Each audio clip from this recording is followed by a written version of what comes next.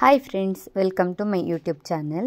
ಇವತ್ತಿನ ಈ ವಿಡಿಯೋದಲ್ಲಿ ನಾವು ಸೆಲ್ಫ್ ಆಕ್ಯುಪೈಡ್ ಹೌಸ್ ಪ್ರಾಪರ್ಟಿಗೆ ಯಾವ ರೀತಿ ಟ್ಯಾಕ್ಸ್ ಅಪ್ಲಿಕೇಬಲ್ ಆಗ್ತದೆ ಅಂತೇಳಿ ನೋಡುವ. ಅಂದರೆ ಬಜೆಟ್ 2025ರಲ್ಲಿ ಇದಕ್ಕೆ ರಿಲೇಟೆಡ್ ಕೆಲವು ಅಮೆಂಡ್ಮೆಂಟ್ ಮಾಡಿದ್ದಾರೆ.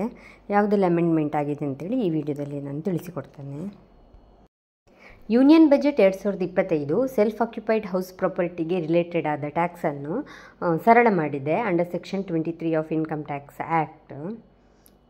ಏನೆಲ್ಲ ಅಮೆಂಡ್ಮೆಂಟ್ ಮಾಡಿದ್ದಾರೆ ಅಂತೇಳಿ ನಾವಿಲ್ಲಿ ನೋಡುವ.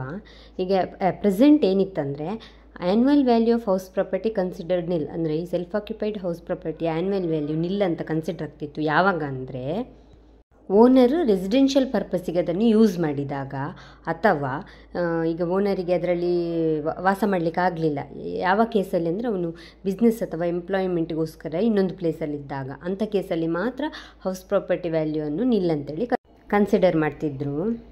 ಆದರೆ ಬಜೆಟ್ 2025 ಏನು ಅಮೆಂಡ್ಮೆಂಟ್ ಮಾಡಿದೆ ಅಂದರೆ ಈ ಸೆಲ್ಫ್ ಆಕ್ಯುಪೈಡ್ ಹೌಸ್ ಪ್ರಾಪರ್ಟಿಯ ವ್ಯಾಲ್ಯೂ ನಿಲ್ ಯಾವಾಗ ಅಂದರೆ ಅವನು ಒಂದು ವೇಳೆ ಅವನ ಸೆಲ್ಫ್ ರೆಸಿಡೆನ್ಸ್ಗೋಸ್ಕರ ಆಕ್ಯುಪೈ ಆಗಿದ್ದರೆ, ಅಥವಾ ಅವನಿಗೆ ಒಂದು ವೇಳೆ ಅದರಲ್ಲಿ ಆಕ್ಯುಪೈ ಆಗಲಿಕ್ಕೆ ಆಗದಿದ್ದರೆ ಯಾವುದೇ ರೀಸನಿಗೆ, ಅಂಥ ಕೇಸಲ್ಲಿ ಅದು ನಿಲ್ ಅಂತೇಳಿ ಕನ್ಸಿಡರ್ ಆಗ್ತದೆ. ಆದರೆ ಇಲ್ಲಿ ಒಂದು ಕಂಡೀಷನ್ ಇದೆ. ಆ ಕಂಡೀಷನ್ ಏನಂದರೆ ಈ ನಿಲ್ ವ್ಯಾಲ್ಯೂ ಬೆನಿಫಿಟ್ ಇದೆಯಲ್ಲ, ಅದು 2 ಮನೆಗಳಿಗೆ ಮಾತ್ರ ಅಪ್ಲಿಕೇಬಲ್ ಆಗುವಂಥದ್ದು. ಈಗ ಒಬ್ಬ ಓನರ್ ಹತ್ರ 2ಕ್ಕಿಂತ ಹೆಚ್ಚು ಮನೆ ಇದ್ದರೆ, 2ಕ್ಕಿಂತ ಹೆಚ್ಚು ಮನೆ ಇರುವ ಮನೆಗಳಿಗೆ ನೋಷ್ನಲ್ ರೆಂಟ್ ಅಂತೇಳಿ ಕ್ಯಾಲ್ಕುಲೇಟ್ ಮಾಡಿ ನಾವು ಇನ್ಕಮನ್ನು ಡಿಕ್ಲೇರ್ ಮಾಡಬೇಕು.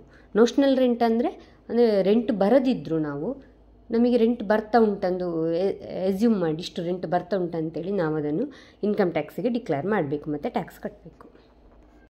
ಈ ಅಮೆಂಡ್ಮೆಂಟ್ ನಮಗೆ 1 ಏಪ್ರಿಲ್ 2025ರಿಂದ ಅಪ್ಲಿಕೇಬಲ್ ಆಗ್ತದೆ.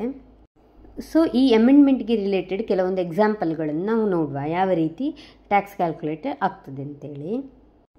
ಈಗ first single self occupied property, ಅಂದರೆ ಈಗ ಒಬ್ಬ ಓನರ್ ಹತ್ರ ಒಂದು ಮನೆ ಮಾತ್ರ ಇದೆ. ಅಂದರೆ mister X owns A house in Bangalore and resides in it. ಅಂದರೆ ಮಿಸ್ಟರ್ ಎಕ್ಸ್ ಬ್ಯಾಂಗ್ಳೂರಲ್ಲಿ ಒಂದು ಮನೆ ಹೊಂದಿರ್ತಾನೆ ಮತ್ತು ಅದರಲ್ಲಿಯೇ ವಾಸ ಮಾಡ್ತಿರ್ತಾನೆ.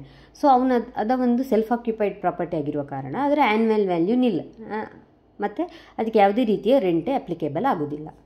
ಸೊ ಇದು first case. Next second example ನೋಡುವ, ಅಂದರೆ 2 ಸೆಲ್ಫ್ ಆಕ್ಯುಪೈಡ್ ಪ್ರಾಪರ್ಟೀಸ್.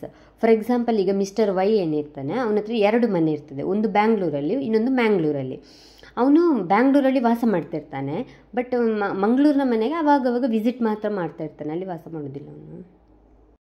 ಇಲ್ಲಿ ಅವನು 2 ಮನೆಗಳನ್ನು ಕೂಡ ಸೆಲ್ಫ್ ಆಕ್ಯುಪೈಡ್ ಪ್ರಾಪರ್ಟಿ ಅಂತೇಳಿ ಡಿಕ್ಲೇರ್ ಮಾಡಿಕೊಂಡು ಅದರ ಆ್ಯನ್ಯುವಲ್ ವ್ಯಾಲ್ಯೂವನ್ನು ನಿಲ್ ಅಂತ ಕನ್ಸಿಡರ್ ಮಾಡ್ಬೋದು.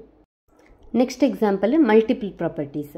ಫಾರ್ ಎಕ್ಸಾಂಪಲ್, ಈಗ ಮಿಸ್ಟರ್ ಝಡ್ ಅವನ ಹತ್ರ 3 ಮನೆ ಇರ್ತದೆ. ಒಂದು ಬ್ಯಾಂಗ್ಳೂರಲ್ಲಿ, ಅಂದರೆ ಬ್ಯಾಂಗ್ಳೂರು ಮನೆ ಅವನು ವಾಸ ಮಾಡುವ ಮನೆ, ಇನ್ನೊಂದು ಮಂಗಳೂರಲ್ಲಿ, ಇನ್ನೊಂದು ಮುಂಬೈಯಲ್ಲಿ ಇರ್ತದೆ.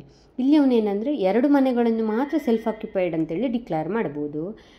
3ನೇ ಮನೆ ಇದೆಯಲ್ಲ, ಅದನ್ನು ಅವನು ಡೀಮ್ಡ್ ಲೆಟ್ಔಟ್ ಅಂತೇಳಿ ಕನ್ಸಿಡರ್ ಮಾಡಿ ಅದಕ್ಕೆ ನೋಷ್ನಲ್ ರೆಂಟನ್ನು ಕ್ಯಾಲ್ಕುಲೇಟ್ ಮಾಡಿ ಇನ್ಕಮನ್ನು ಡಿಕ್ಲೇರ್ ಮಾಡಬೇಕು ಮತ್ತು ಟ್ಯಾಕ್ಸ್ ಪೇ ಮಾಡಬೇಕಾಗ್ತದೆ. ಸೊ ಈ ರೂಲ್ಸ್ಗಳನ್ನು ಸರಳ ಮಾಡಿದ ಕಾರಣ ಟ್ಯಾಕ್ಸ್ ಪೇಯರ್ಸಿಗೆ ಈಸಿಯಾಗಿ ಇನ್ಕಮ್ ಟ್ಯಾಕ್ಸ್ ರಿಟರ್ನನ್ನು ಫೈಲ್ ಮಾಡ್ಬೋದು. ಸೊ ಇದಿಷ್ಟು ಸೆಲ್ಫ್ ಆಕ್ಯುಪೈಡ್ ಹೌಸ್ ಪ್ರಾಪರ್ಟಿಗೆ ರಿಲೇಟೆಡ್ ಬಜೆಟ್ 2025ರಲ್ಲಿ ಆದ ಅಮೆಂಡ್ಮೆಂಟ್ಗಳು.